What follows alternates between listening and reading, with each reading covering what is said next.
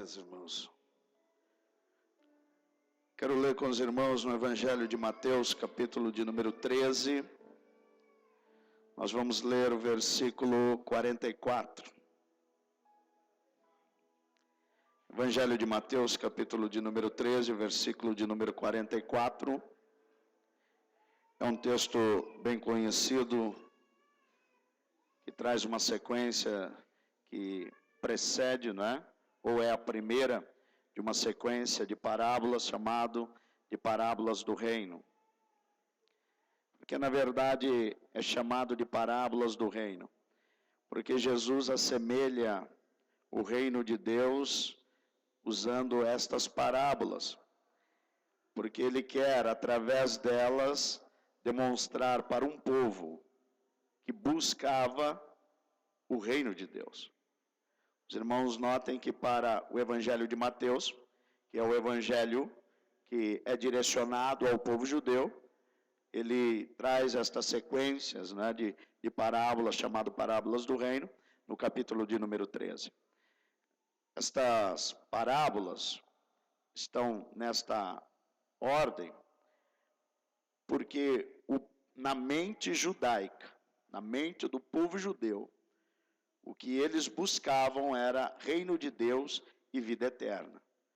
Então, o estabelecimento de um reino de Deus na terra e que pudesse dar uma vida eterna para eles. Você vê que eles buscavam a Jesus, né? E sempre interrogavam Jesus acerca destas coisas. Aquele jovem rico foi até Jesus e disse: Senhor, ou mestre, o que devo fazer para herdar a vida eterna? E era uma coisa que estava na mente do povo judaico.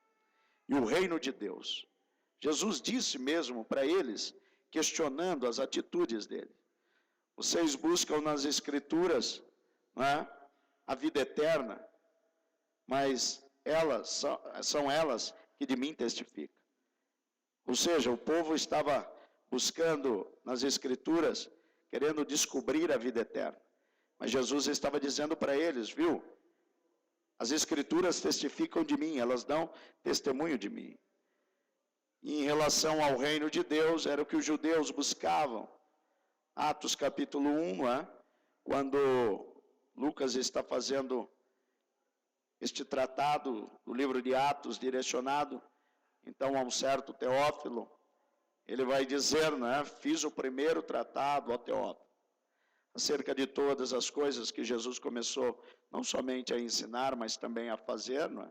E que deu ordem aos seus discípulos que não se ausentassem de Jerusalém, até que do alto sejais revestido de poder. Então, alguém pergunta para ele: Senhor, é neste tempo que restaurarás o reino a Israel? Então, o que está na mente deles é um reino que começou com Davi.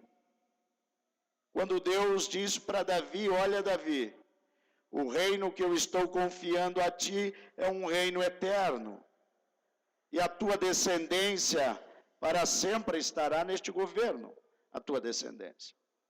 Então, os judeus sempre pensaram nisso, em um estabelecimento de um reino de Deus aqui na terra, onde Israel seria a cabeça das nações e uma vida que não morre.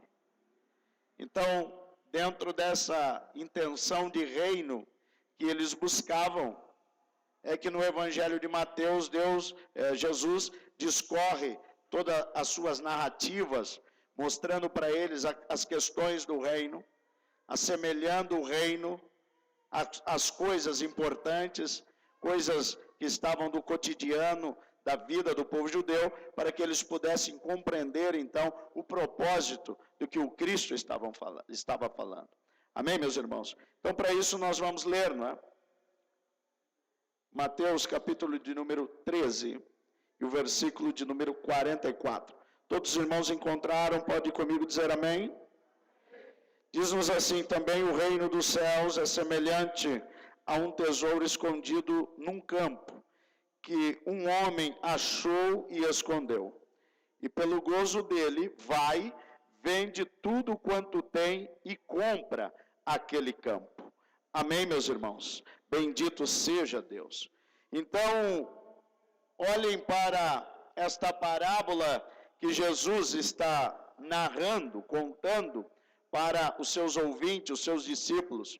E é claro que na sequência ele vai contar outras parábolas para assemelhar o reino de Deus a estas coisas que Jesus está citando. É claro que na mente judaica, como eu já disse aos irmãos, quando Jesus estava falando do reino de Deus, seria uma coisa que traria para eles um interesse muito grande, porque eram as questões que eles buscavam na vida. Mas os irmãos notem que o povo judeu, em questão ao reino de Deus, ele falhou por diversas vezes. E ele falhando, chegou um tempo em que Deus resolveu tirar deles este reino. Este reino que vem com eles desde o reinado de Davi, desde antes mesmo de Davi assumir como rei. Então ele recebe, uma orientação de Deus, fazendo a profecia que eu já citei para os irmãos a partir de 2 Samuel, capítulo 7, versículo 10, que vai até o versículo 16. Então, dentro desta narrativa, ele vai mostrando a Davi a importância deste reino e estabelecendo este reino a partir de Davi, como um monarca que estabeleceria um reino de paz, um reino de justiça aqui na terra, para que ele pudesse então demonstrar a Deus através deste reino. Então Davi, ele vai conquistar terras, ele vai alcançar povos, mas o mais importante é que Davi vai conquistar Jerusalém no ano 997 a.C. e vai fazer de Jerusalém a capital do reino de Israel, que ele governou em Hebrom durante 7 anos e meio, e agora ele vai unir estes 7 anos e meio com mais 33 anos e meio, para formar um período aí de 40 anos de reinando sobre todo Israel. O reinado de Davi foi um reinado poderoso. Davi foi o maior rei de Israel. Então ele vem estabelecendo este reinado, um reino próspero, um reino onde Deus estava sendo adorado e glorificado, mediante o propósito que Davi trazia. Colocou no teu coração o intento de construir um templo para Deus, porém, Deus não permitiu que ele construísse, mas Davi deixou o terreno comprado, deixou o terreno comprado para Salomão, deixou o ouro, deixou a prata, deixou a madeira, o cedro do Líbano, todas estas coisas importantes e de valor para que Salomão, teu filho, viesse a construir então o templo. Estabeleceu o turno dos levitas, organizou o turno dos sacerdotes para que houvesse uma adoração continuada para Deus. Trouxe a arca que era a presença de Deus, trouxe para Jerusalém. Então Davi, ele colocou Deus como o centro deste governo, então Deus foi abençoando e fazendo Davi prosperar na tua caminhada, e prometeu a ele então que a descendência dele iria governar perpetuamente, eternamente. Os irmãos sabem que o reino vai se dividir depois de Salomão com o reinado do seu neto, no neto de Davi, chamado Roboão. O reino vai se dividir, formando então o reino do sul e o reino do norte. O reino do sul ficou com as 10 tribos, governado por Jeroboão, é do conhecimento dos irmãos, porém, o reino do sul ficou com Roboão e as 2 tribos, Judá e Benjamim. Então, o reino do norte, ele foi sucumbido pelos assírios no ano 722 a.C., e os povos dali do reino do norte foram levados cativos para a Síria, numa cidade basicamente chamada Halá. Então eles misturaram os povos e eles perderam a identidade. Então os judeus que se mantiveram ao sul, eles não tinham tanto contato agora, porque o reino do norte era um reino misto. Então, nos tempos de Jesus, as terras de Zebulon, de Naphtali, estas terras eram consideradas do reino do norte, então a Galileia dos gentios, porque era uma mistura de povos, que os judeus não aceitavam esta mistura. Porém, o reino do norte, do sul, manteve a tua integridade, o teu propósito, uma sucessão de reis da linhagem de Davi. Então, vocês lendo a Bíblia, vão ver na narrativa do livro dos reis, na narrativa do livro das crônicas, constantemente eles dizendo, né? E ele andou nos caminhos de Davi, teu pai. Mas, na verdade, eles eram pai, Davi era o pai, segundo esta profecia. Muitos dele eram neto, bisneto, tataraneto, e assim vai, não é? Os netos aí, os descendentes de Davi, porém, não eram filhos imediatos, porém, na profecia e naquilo que Deus havia dito, eles seguiam a linhagem de Davi, oscilando entre reis, alguns bons, outros ruins, não é? E assim foi o reino até o ano 606, quando Nabucodonosor assume o poder, não é, do mundo antigo. Em 612, o teu pai, não é, vence a batalha de Carquemes. Em 612, uma das batalhas mais importantes do mundo antigo, e ele assume o poder, e Nabucodonosor, no ano 606, assumindo o poder passado do teu pai para ele vai para Jerusalém, e ele conquista Jerusalém, levando uma parte do povo cativo para a Babilônia, no ano 606, no ano 597, leva uma outra parte, e no ano 587, então, ele leva o restante do povo, onde o povo vai passar lá por 70 anos, até o ano 539, quando Ciro o Grande assume, não é, o mundo antigo e toma a Babilônia e começa a permitir que o povo retorne agora no ano 536. Então, este era o reino de Deus que vem dando esta sequência, da qual os judeus vêm sempre esperando, entrando em conflito, lutando, batalhando, porque eles tinham em mente que Israel seria a cabeça das nações. Se você olha para o livro do profeta Isaías, você vai ver lá uma parte em que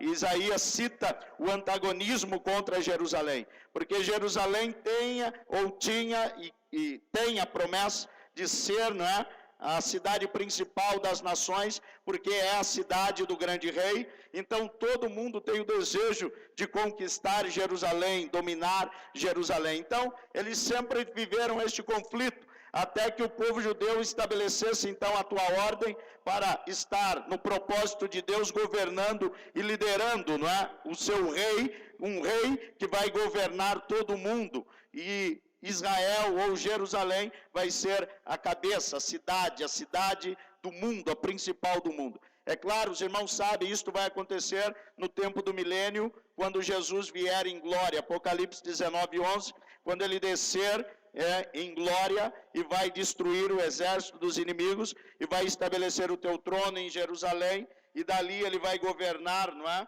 por 1000 anos. Por 1000 anos. Encerrando este período de 1000 anos, ele vai, não é, entregar o reino a Deus o Pai, como está lá em 1 Coríntios capítulo 15. Mas os irmãos notem que os judeus sempre estiveram nesta expectativa e nesta esperança de serem o povo principal do mundo, cabeça das nações, por causa deste reino. Então, começando por Davi, este reino, eles vêm na esperança deste reino.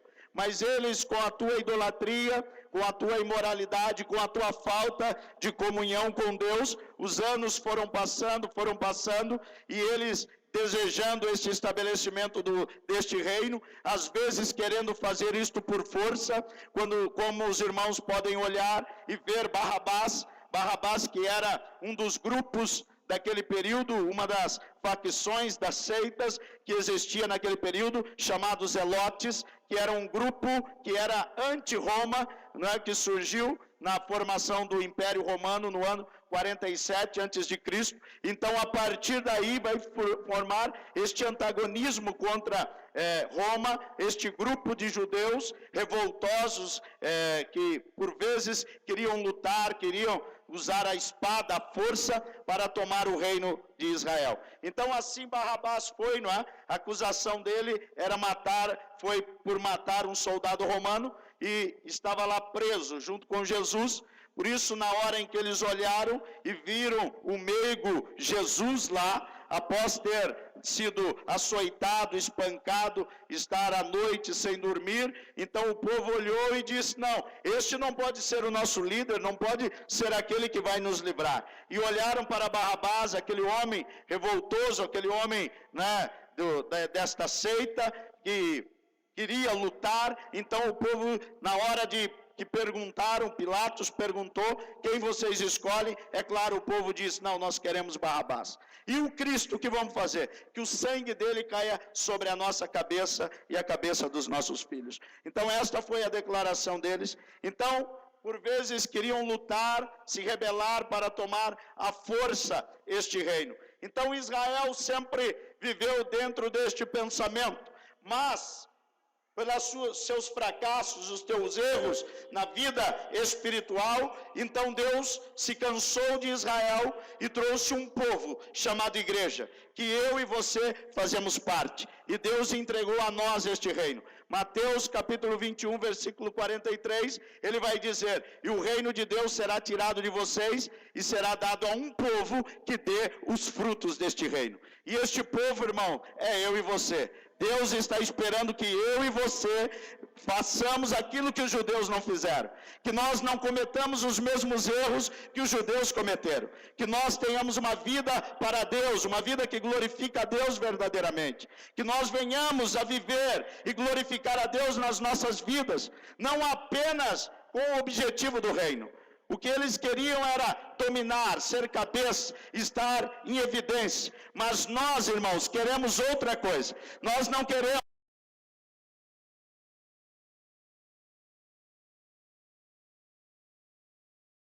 Nós queremos que Deus esteja dominando, governando, que Ele é o soberano por absoluto. Então o que nós queremos é elevar o nome de Deus a tal ponto que Deus sim esteja em evidência, não nós.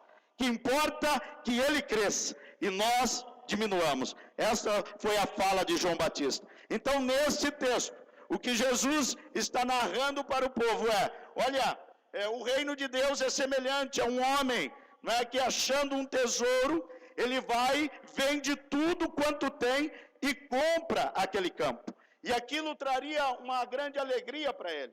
O que Jesus estava dizendo que naqueles tempos antigos, muitas das vezes as pessoas teriam seus tesouros e eles tinham que guardá-los, não é, escondê-los em um campo, em uma terra, em um lugar. E algumas vezes eram levados aos banqueiros, é claro, mas em outras vezes era escondido, guardado na terra. E os irmãos notem que este tesouro não poderia ser denunciado a ninguém. Então, as pessoas, porque as pessoas poderiam ir escavar, não é, aquele tesouro e pegar aquele tesouro para ele. É o que Jesus diz em Mateus também, capítulo 6. Não acumuleis bens terrenos, né, porque ali os ladrões roubam ou minam, né? Ou seja, vão escavar e vão tirar, vão tomar este tesouro. Ou que a traça, não é, e a ferrugem podem consumir. Então, as pessoas às vezes escondiam este tesouro. E ninguém, na maioria das vezes, estaria sabendo aonde estava escondido este tesouro. Certamente o Senhor, possuidor daquele tesouro, levava somente o teu servo para fazer o trabalho, para identificar ali depois o lugar. Se aquele homem viesse a morrer, então o servo sabia onde é o lugar. Mas o servo pertencia ao Senhor, era propriedade da família. Então, mesmo que ele achasse o tesouro, ele pertencia à família daquele senhor. Então o tesouro voltaria para ele. Mas, na maioria das vezes, se aquele homem morresse, e sem descobrir o tesouro, então alguém posteriormente poderia ir escavar aquele terreno e descobrir então naquele terreno um determinado tesouro. Mas aquele tesouro então pertencia àquele terreno, ao proprietário daquele terreno. Então o que a pessoa fazia? Ela juntava o dinheiro, ela pegava tudo que tinha, vendia para poder ir e dar a pessoa que possuía aquele terreno onde estava escondido o tesouro, o valor do terreno pago para poder comprar o terreno e adquirir aquele tesouro que estava ali. Então, é isto que Jesus estava contando para eles. que este tesouro estava em um campo.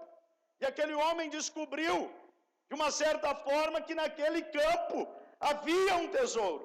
Então o homem, descobrindo pela alegria de ter descoberto um tesouro, então o que ele faz? Ele vai e vende tudo. Ele abandona tudo, ele pega tudo que tem para poder comprar então aquele campo. Comprando aquele campo, ele não está interessado na terra. O que ele está interessado é no tesouro que está na terra. Porque ele extraindo aquilo, então aquilo vai trazer para ele o tesouro, o dinheiro, tudo aquilo que ele estava buscando. Então Jesus disse que o reino de Deus é semelhante a estas coisas. Ele diz: o reino de Deus é semelhante a este homem que descobriu isto. E descobrindo isto, ele vendeu tudo para comprar aquele campo. Então, os irmãos notem que os judeus sempre buscaram um reino material, um reino terreno. E na maioria das vezes que eles falaram sobre este reino, eles estavam falando de coisas terrenas. E Jesus, usando uma simbologia, falando com Nicodemos, ele disse: olha, eu estou falando das coisas terrenas e você não consegue compreender. Imagine quando eu começar a falar das coisas espirituais. Então, o propósito de Jesus era um, e o propósito dos judeus era outro. Os judeus queriam um reino terreno e material. Mas Jesus estava estabelecendo um reino verdadeiro, eterno e espiritual. E é por isso que houve esta incompatibilidade entre os judeus, os fariseus, os escribas e Jesus. Porque Jesus queria trazer um tipo de verdade para eles. Porém, eles estavam querendo outra coisa. Então os irmãos notem que quando Jesus começou a tratar então das coisas do reino, então eles não puderam compreender em si. O mundo judaico não pôde compreender estas coisas, porque tudo que eles visavam era o reino material. Olhe para Pilatos quando interrogou a Jesus. Quando ele interrogou a Jesus, ele perguntou: tu és rei? E Jesus disse para ele: tu o dizes. E aquilo deixava Pilatos ainda mais agoniado pela resposta.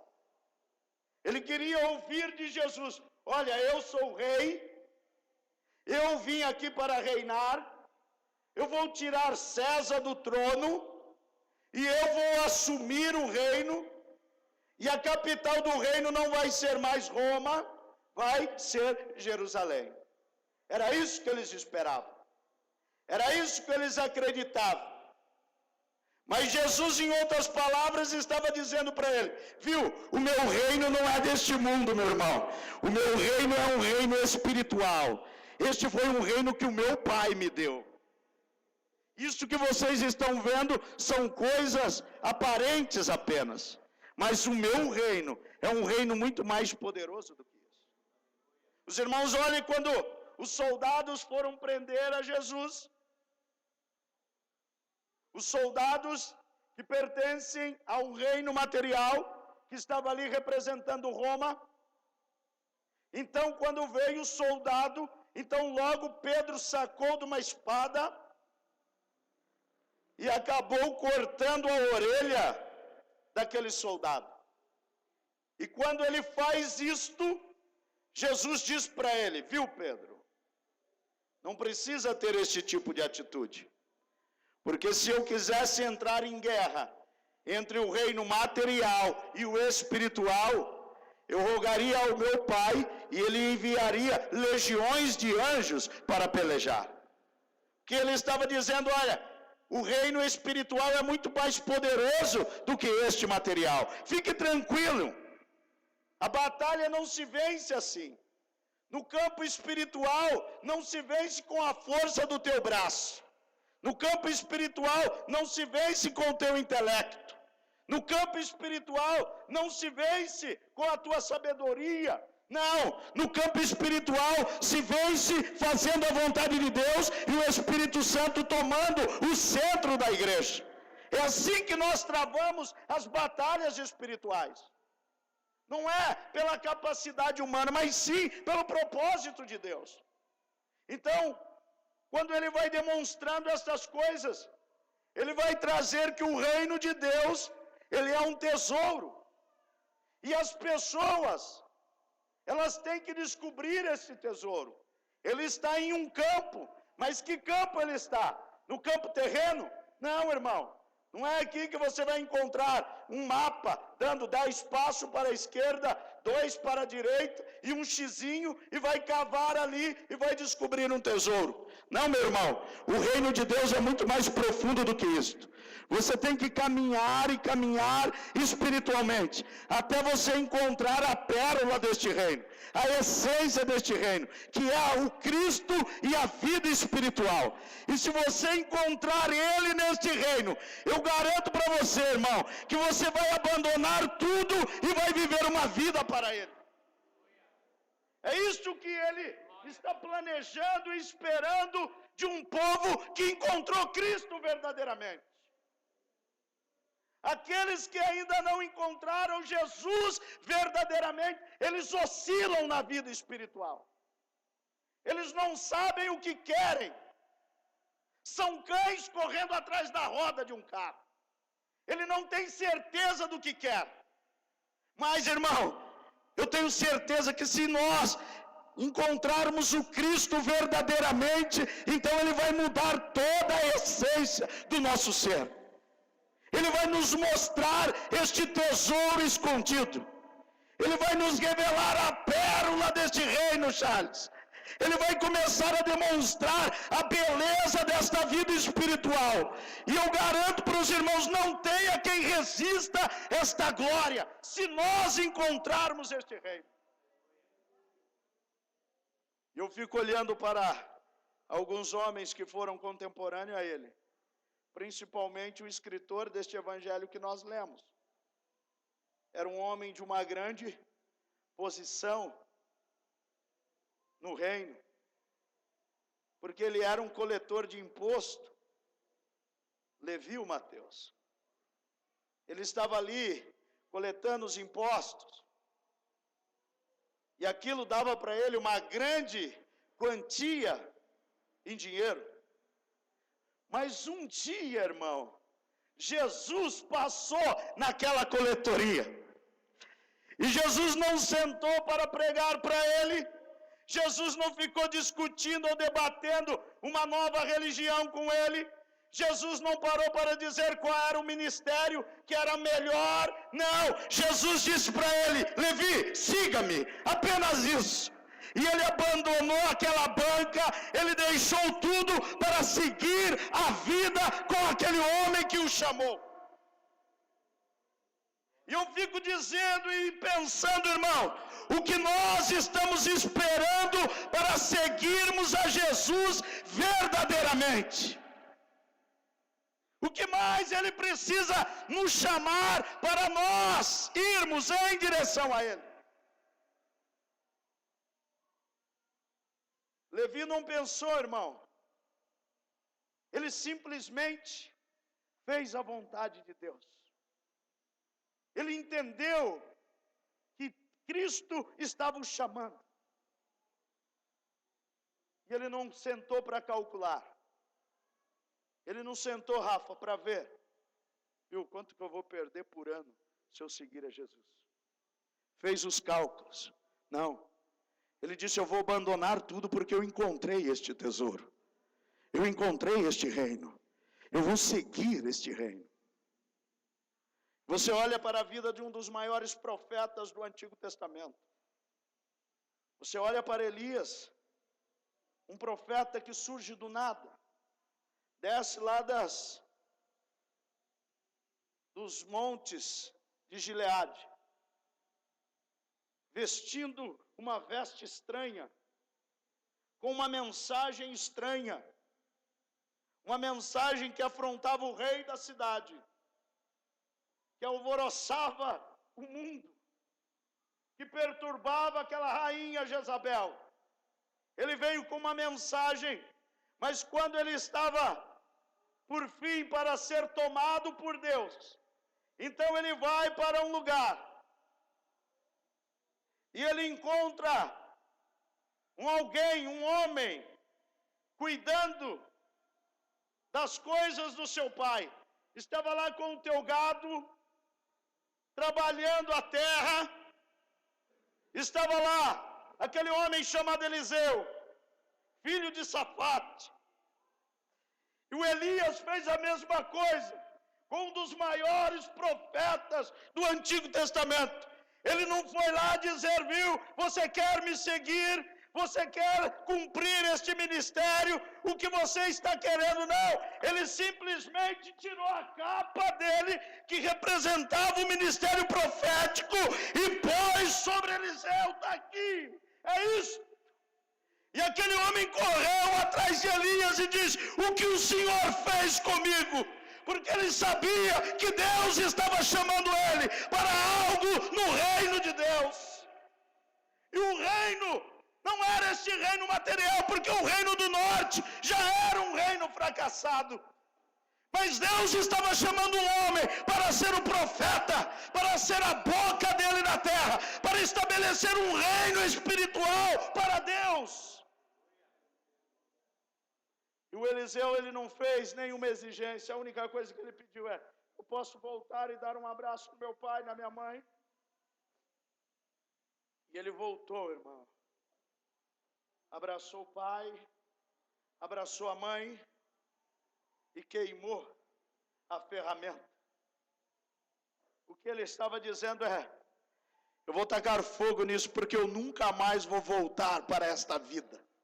Nunca mais. Eu me lembro quando eu aceitei a Jesus. Foi bem um período que eu tinha acabado de sair da Unicamp. Tinha estudado com grandes historiadores e tinha muito material histórico da capoeira. E quando tinha fotos históricas, documentos históricos, e quando um rapaz ficou sabendo que eu havia aceitado Jesus, ele foi até a minha casa e disse, olha, eu vim aqui para comprar toda esta documentação histórica que você tem sobre a história do Brasil, sobre a escravidão no Brasil, sobre tudo que você acumulou ao longo destes 8 anos de pesquisa, de análise, de história. Eu queria comprar tudo isso de você. Eu disse, chegou tarde, irmão. Chegou tarde. Porque outro já vendeu, você já vendeu para outro? Eu disse, não, eu queimei tudo. Eu queimei tudo. Documentos históricos, que mesmo aqui no Brasil paguei em dólar. Eu disse para ele, chegou tarde, meu irmão. Alguém já comprou? Eu disse, não. Eu não vendi a ninguém, pelo contrário, eu fui comprado. Jesus me comprou. Eu pertenço a Ele. E tudo isto eu queimei, fiz uma grande fogueira. E não sobrou nada, irmão. Tudo o que ficou historicamente está aqui. Não sobrou nenhum documento. E ele disse, que pena, ia comprar tudo de você. Eu disse, que bom, não é que você chegou tarde. Senão o dinheiro talvez ia fazer os meus olhos brilhar.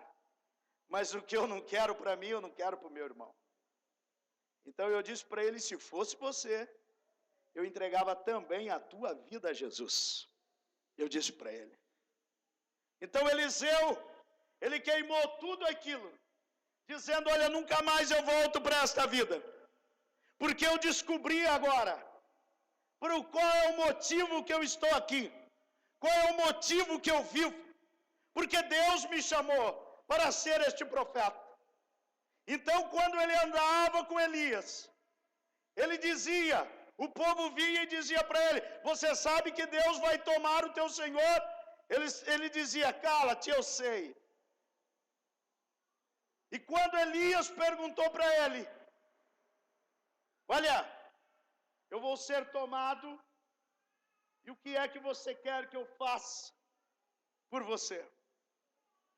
Olha a riqueza de um homem que encontrou um tesouro. Ele poderia pedir: viu, faça de mim um homem poderoso na sociedade. Faça de mim um grande profeta. Faça de mim um profeta aí, cheio de igrejas, cheio de convenções, cheio de seminários. Faça de mim um conferencista internacional, de sapatinho listrado e suspensório. Não, mas o que ele diz é: eu quero o que está dentro aí de você. Eu sei que tem um espírito aí que vem da parte de Deus. E eu quero que a plenitude dele me enche, de modo que o meu espírito tenha uma porção dobrada do teu. Olha, irmãos, o que ele estava dizendo é: eu quero que esta plenitude espiritual que está em você esteja em mim, mas que o meu espírito, o espírito do homem, ele tenha esta porção dobrada do teu. E o Elias diz para ele: dura coisa você me pediu, meu irmão. Mas eu vou dizer uma coisa para você. Se você puder ver, quando Deus me tomar, então este vai ser o sinal de que Deus estará concedendo o que você está pedindo. Então ele começou a andar com Elias.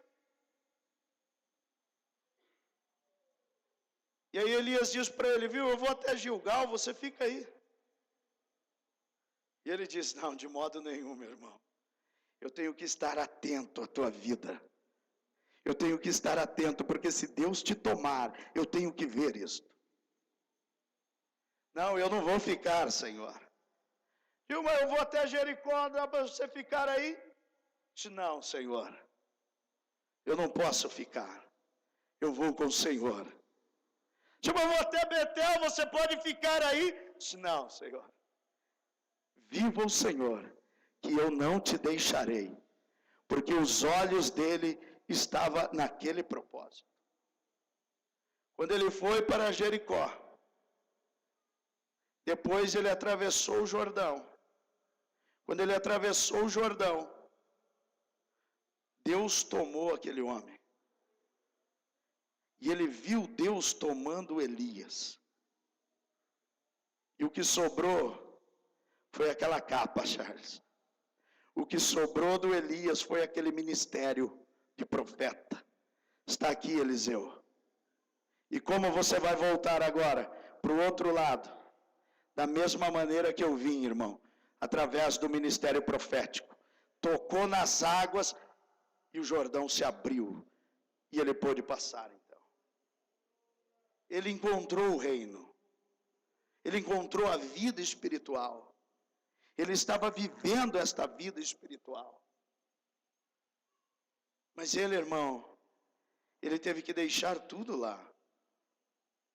Ele apenas deu lá um abraço no teu pai, um abraço na tua mãe, e diz: pai, mãe, eu agora vou viver para Deus. E o trabalho, filho, aqui? Não, eu vou tacar fogo em tudo isso, pai, porque eu nunca mais vou voltar. Este é um caminho sem volta, meu irmão. Quando um homem era crucificado nos tempos antigos, ele ia também. Ele dava um abraço na tua esposa, ele dava um abraço nos teus filhos, porque ele sabia que a crucificação seria o último ato da tua vida.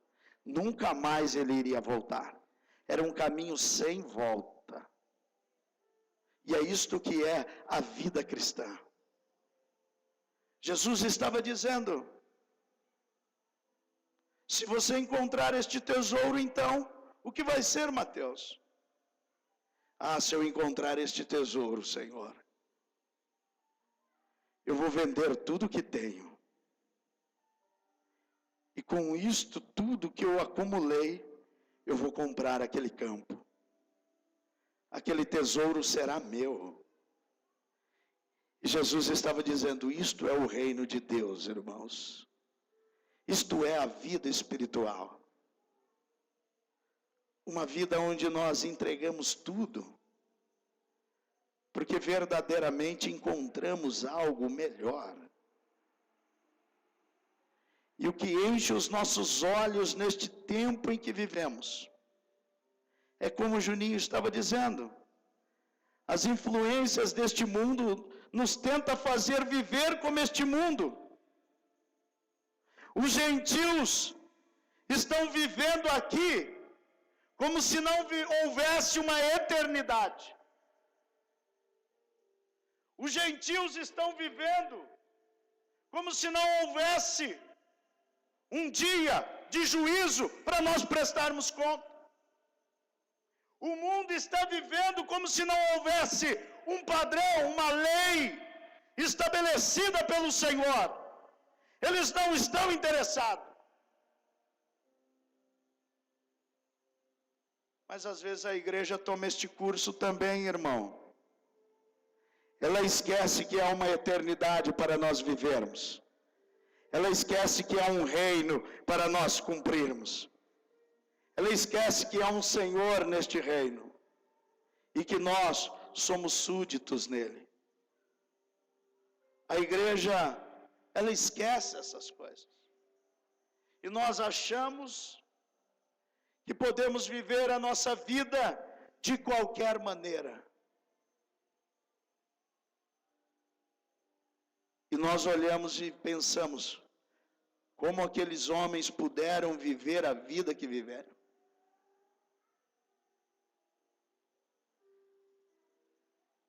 Você olha a vida destes homens da Bíblia, eles deixaram tudo. Segundo a tradição, João, ele tinha uma sociedade na companhia de pesca. Junto com o pai de Pedro. Mas por certo, João abandonou isto. O Pedro abandonou isto. Jesus disse para eles, viu? Eu vou fazer de vocês pescadores de homens agora.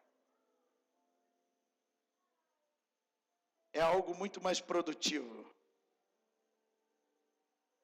Você olha para Levi e Mateus. Ele estava lá na sua coletoria e Jesus passou e disse, vem e me siga. E ele poderia dizer, Senhor, pode ser no final do ano, porque vai ser o aumento dos impostos, tudo isto, e eu vou ganhar um pouquinho mais, depois eu te sigo. Mas ele não, ele abandonou tudo, irmãos. E olhe mais à frente para o Lucas, o médico. Ele fechou o seu consultório. E se você ligasse lá no plano de saúde, se eu quero marcar uma consulta com o Dr. Lucas, se ele abandonou agora. Ele está vivendo com um homem chamado Paulo agora. Ele faz viagens missionárias. E ele prega agora o nome de Jesus Cristo. O consultório do Dr. Lucas está fechado. Por quê, irmão? Porque ele encontrou Jesus Cristo. E ele abandonou tudo, meu irmão. Mas ele foi viver aquela vida. E eles tinham um motivo para viver esta vida. Porque eles haviam encontrado Jesus Cristo. E Jesus revelou o reino dele a cada um deles. E eu fico pensando, irmãos, por que a nossa vida espiritual não cresce? Porque aqueles homens, eles estavam dispostos, Charles, a abrir mão de tudo. E nós não estamos dispostos. Nós não estamos dispostos a abrir mão de nada, irmãos. Eu digo, não é de tudo. Nós não estamos dispostos a abrir mão de nada. Qualquer coisa que Deus nos pedir nessa noite, nós vamos sentar primeiro e vamos calcular. E vamos ver, será que isto vale a pena, irmã? Não é? Será que isto vai valer a pena? Se Deus, irmãos, nesta noite pede algo para nós, individualmente, diga, irmão, eu quero que você viva isso, isto e isto. Nós vamos dizer, não, acho que isso não é de Deus. Eu acho que Deus não falou. Eu acho que isto é da minha mente. Ou aquele irmão não é de Deus, é isto. Se Deus exigir alguma coisa do nosso caráter, se Ele quiser que nós venhamos a tirar algum tipo de linguajar do nosso palavreado, se Ele quiser trabalhar em nós, nós vamos dizer, não, Senhor, eu sou assim, eu não posso mudar.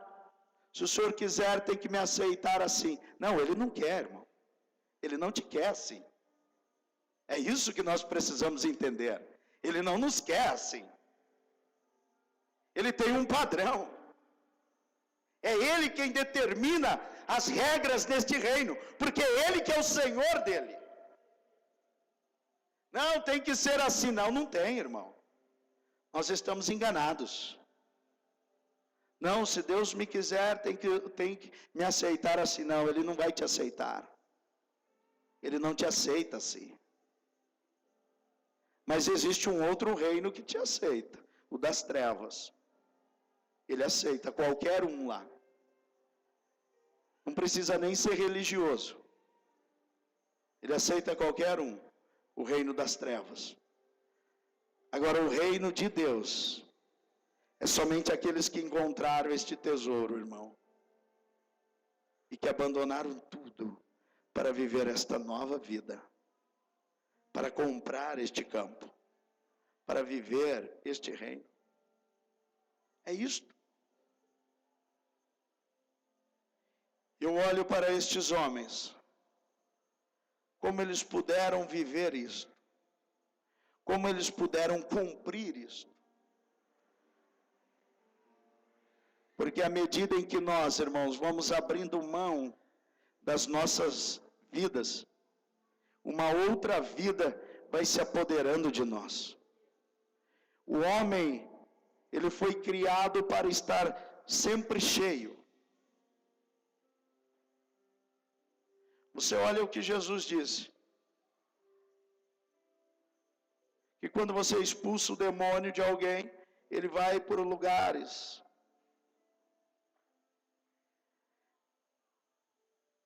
E depois, se ele voltar e encontrar aquela casa vazia, limpa e adornada, então ele vem e faz morada de novo nela.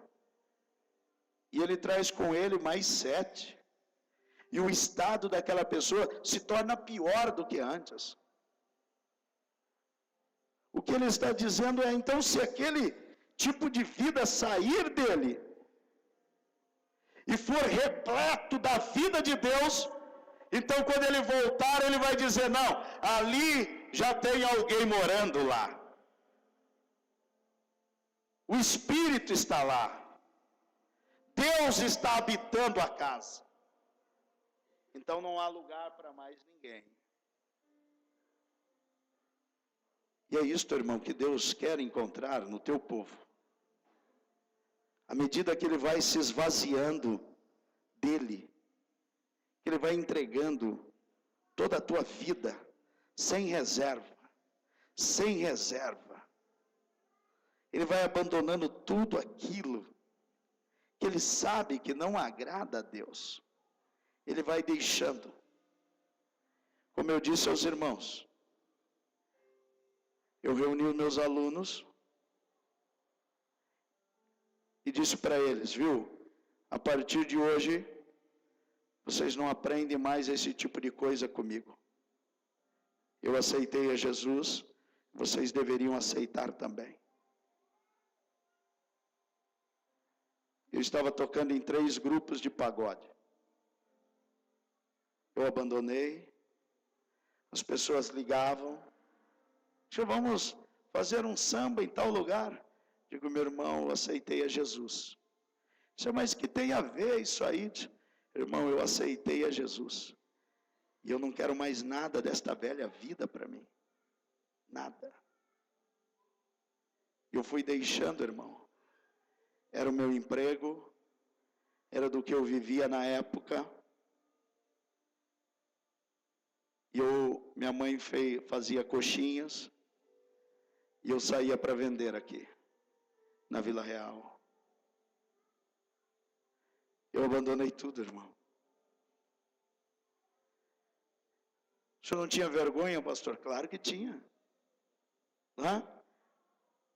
Em um momento você está na Unicamp, no outro momento você está vendendo coxinha na rua, no outro momento você está no Rio de Janeiro, dando palestra e recebendo em dólar. No outro dia você está vendendo coxinha. Mas era isto que Deus tinha para mim, irmão, naquele momento. Até aquilo fazia parte, porque Deus queria tirar uma arrogância de mim, Ele queria tirar uma soberba da minha vida, Ele queria tirar tudo isso, Charles. Os irmãos sabem, isso doeu demais. Você vê o teu filho doente, você não tem dinheiro. Nós vendemos papelão, nós vendemos um fogão velho que tínhamos para juntar algumas coisas, para comprar um remédio para o Pedro. Mas tudo isto fazia parte do plano de Deus, para tirar de mim tudo aquilo que não agradava a Deus.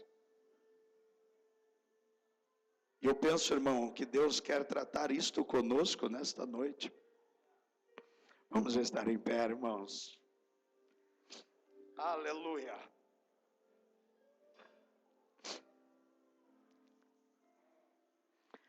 Aqueles homens, eles puderam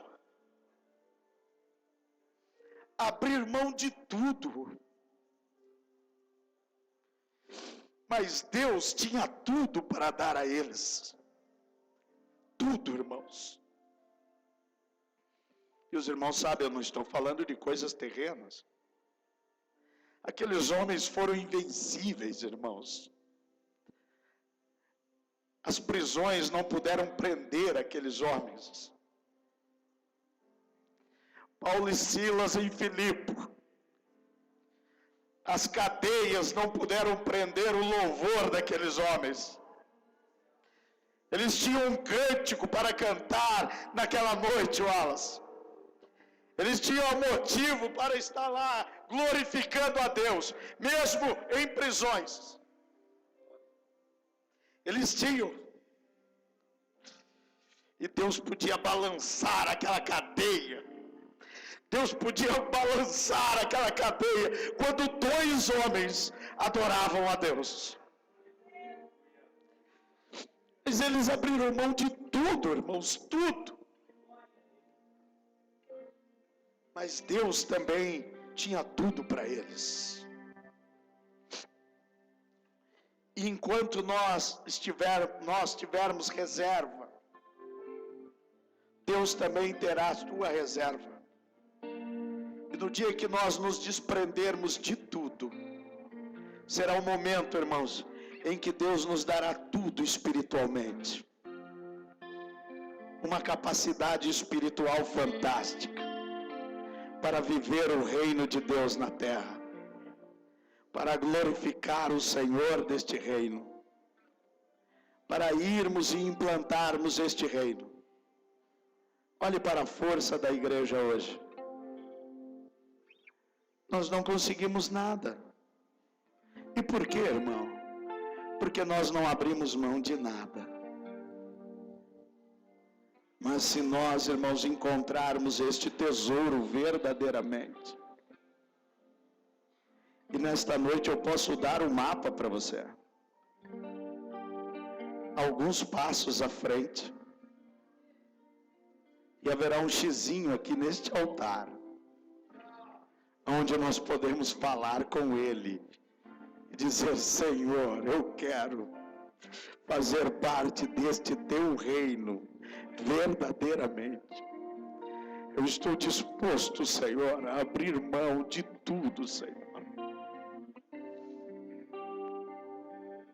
Pastor, mas o que é isso? Não é grandes coisas, irmãos. São pequenas coisas que estão na nossa vida, que nós sabemos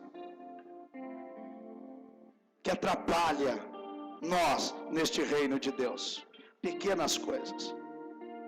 Não são grandes coisas, são pequenas coisas, que elas são tão pequenas que nós achamos que não faz mal nenhum, mas nós sabemos que isso está nos atrapalhando espiritualmente. E é tempo de nós deixarmos estas coisas, irmãos. Alguns hábitos, alguns pensamentos, algumas práticas, algumas vestes, algumas coisas que nós fazemos e dizemos: não, isso não agrada a Deus. Eu quero abrir mão de tudo isto. Eu penso, irmão, que cada um de nós nesta noite sabe o que está nos atrapalhando.